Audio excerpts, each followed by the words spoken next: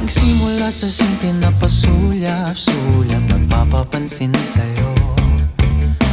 Umabot sa palitan ng mga mensahe, kilig na kilig ako.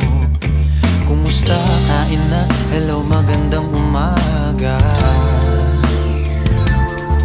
Ingat ka, pahinga, huwag kang masyadong magpupuyat pa. Naramdaman ng puso na dahan